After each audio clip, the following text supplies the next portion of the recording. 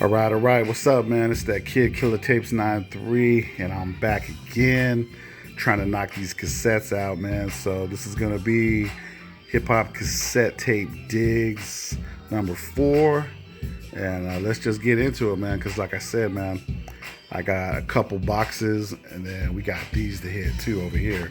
So let's get going, man. First up, we got Chub Rock, the One. This was released in 1991, and I want to say it was his third project. And I got this in a lot off eBay. Man, I got a lot from this guy. I don't remember the seller's name, but it was off eBay. And this dude, man, he had just immaculate condition cassettes, man. I mean, this is from 1991. The thing looks like it was never fucking played, man. I think I bought like 8 or 10 tapes off him. So a lot of these that I show are from him or whoever it was. But Chub Rock, 1991, third project, and the One. Glad to have it, man. All right, next up, man, we got Common Sense Resurrection, 1994. I want to say that this album was fully produced by No ID. I want to say he's out of Chicago as well with Com. If you notice, something I didn't notice at first was this is the first press, I want to say, where he was still Common Sense.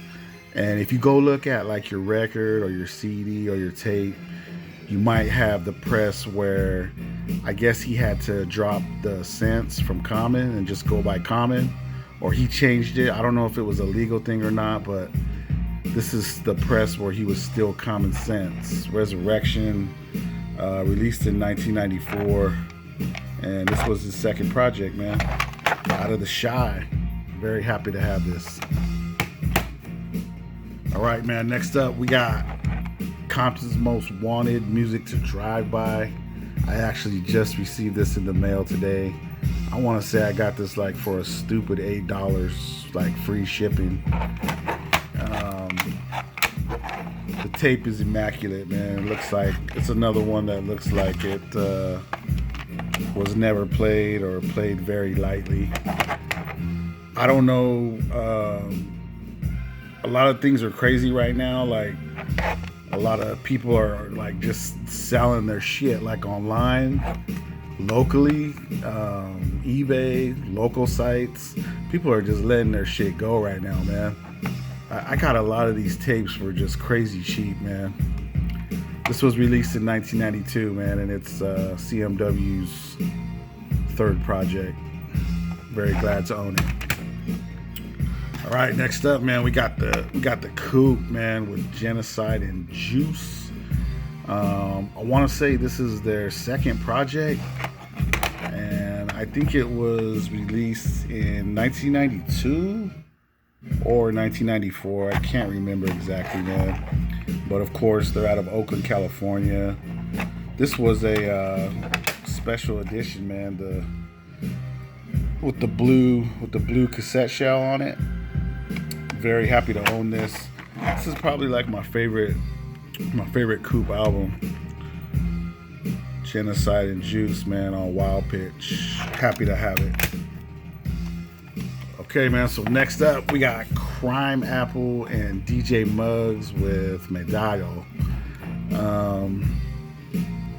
Thing about this, man, black shell on it. I actually got this through Crime Apple's Instagram on a DM. He posted this special edition limited artwork cassette on his Instagram, and he was just like DM to order. So I DM'd him. I want to say he had these. He had maybe 20 of these, I think he said. I can't remember exactly. But they were gone like in a day, maybe hours. I just happened to see his post when he posted about if you wanted one to DM him. I'm very happy to own this, man. I left the fucking thing sealed. I mean, I got this digitally. You know what I'm saying, man? Some of these artists' merch, man, are just skyrocketing in value. Maybe one day, man, I'll pop it open and play it. On that joint right there. I love that tape deck, by the way. Shit, I might keep all this stuff like this, man. Like maybe send my kids to college or something, man, in like the next 10 years. Cause the shit is definitely skyrocketing, man. 2020, Crime Apple and Mugs, Medallo. So we're moving on, man. Next up, man, we got some more Crime Apple, man. And this one's kind of tough, man. Verity Panem, which in Latin, Spanish, translates to green bread. And this album was released in 2020 as well. I want to say it was entirely produced by Buck Dudley, who is very nasty on production. And I am very excited, very happy to own this. Crime Apple is one of my favorites right now, or just lately. I try to cop everything I can from him. His merchandise, his physical stuff is so hard to get. Like, it sells out within minutes, like once it goes on sale, man. But I've been pretty lucky. I was able to score this. Crime Apple, Verity Panem, green bread, fire ass artwork. Just love to have that in the collection. Very thankful. All right, next up, man, we got Crime Boss, All in the Game. I found this at a local record store in town, man, for like a stupid ass price. I want to say it was like $3. And this is Crime Boss's debut album, released in 1995. And I want to say he's out of Houston, Texas. Could be wrong, man, but I mean, the tape just looks like it's barely been played, if that. Crime Boss 1995, All in the Game.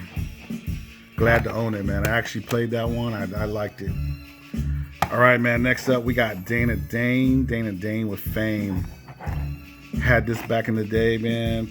I don't know what happened to it. MC from out of Brooklyn, New York. I want to say this is from 1987, and it was fully produced by the legendary Herbie Lovebug. Dana Dane with Fame on that classic Profile label. Glad to have it back, man. All right, next up, man, we got Das Effects. Das Effects, Dead Serious. I want to say this dropped in 1992, and it was their debut. I caught this for like a stupid ass price, man. I think this was like $2, and with no exaggeration, this looks like it was barely even touched or played. I mean, it's just for how old this tape is, 1992. Like, I know I said it before, but this guy, he fucking had immaculate cassettes, man. I ran into him on eBay. He sold me a bunch of tapes for fucking cheap. And it was like, I think he was even like free shipping, man. It was like he was just dumping his collection off. And, you know, I was there to scoop it, man. I got lucky. Das Effects, man, 1992, out of Brooklyn, son. Glad to own that on cassette. All right, next up, man, another banger, man. We got Diamond D and the Psychotic Neurotics with Stunts, Blunts, and Hip Hop. I actually don't remember where I got this, man. But this is an absolute classic. I know this is Diamond D's debut, man, / producer / MC, from 1992, and he's out of the Bronx, man. And of course, I'm not sure if he's the founding member, but I know he's a member of DITC, Digging in the Crates crew. and I'm very, very happy to own this on cassette. Thank you very much. Next up, man, we got Dr. Dre 2001 on cassette. I'm pretty, well, there's no doubt that this is a reissue. I caught this on Amazon by accident. It's a clear cassette, released in 2001 originally, but a clear cassette. It looks very fire, man. I want to say this was like $14, man, on Amazon. It's sealed, brand new, and I didn't hear anything about it being reissued, but I'm pretty sure it is, man. But 2001, Dr. Dre, Compton, California, 2001. Excellent answer to the Chronic that preceded it. Very nice comeback after that. All right, man. Next up, we got El Camino and producer 38 Special coming with Martyr's Prayer, and this is a 2020 release. El Camino out of Buffalo, and 38 Special, I want to say he's out of Rochester, New York. Now the thing about this is, man, this is from DOP. I'm still not sure how to pronounce that record company, man, but I'm just gonna go with DOP for now.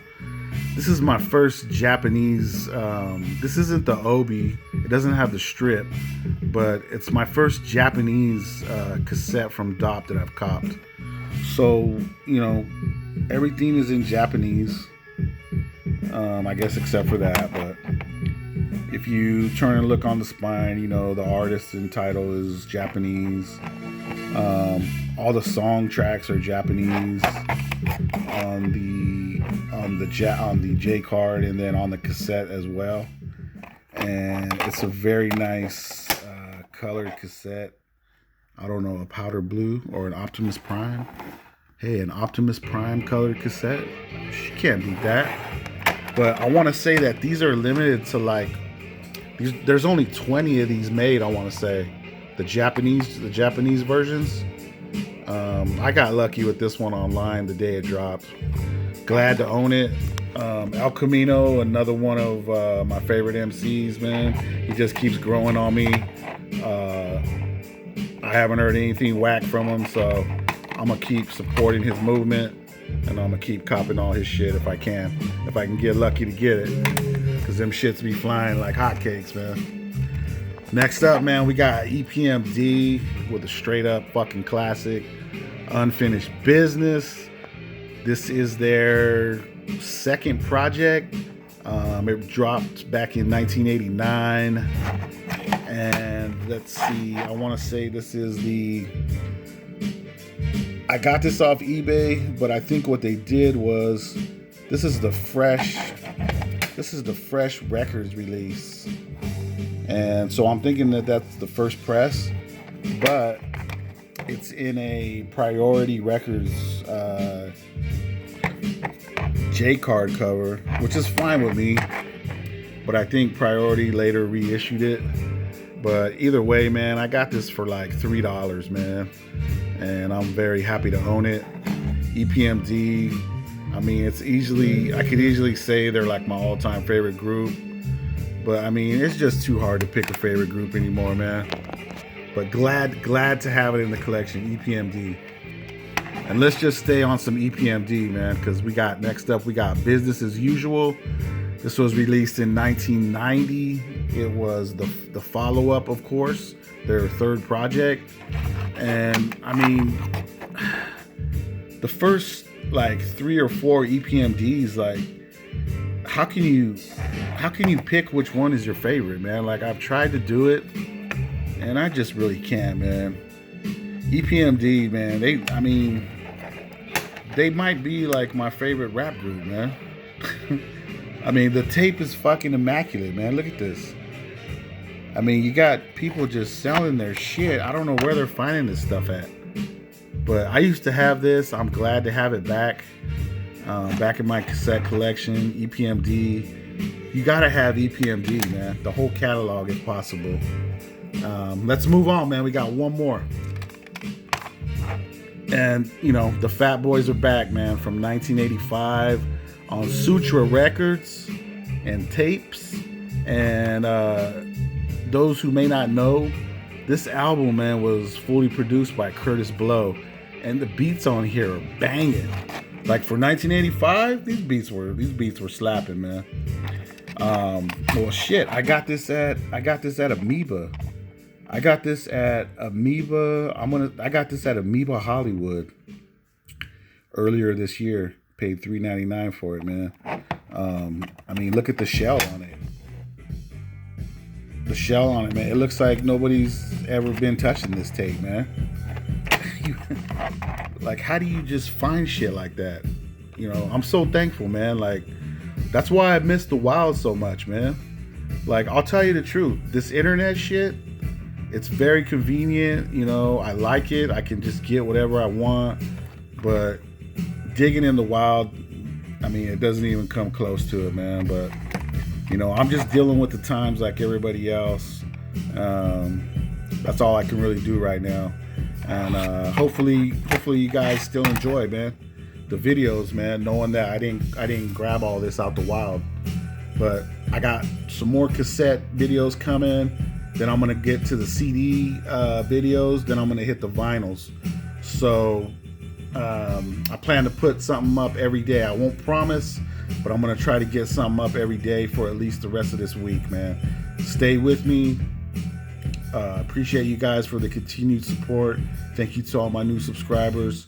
Thank you a whole lot to my original subscribers that have kept riding with me when I didn't have no content. Thank you so much, man. Till next time, it's that Kid Killer Tapes 93. See ya.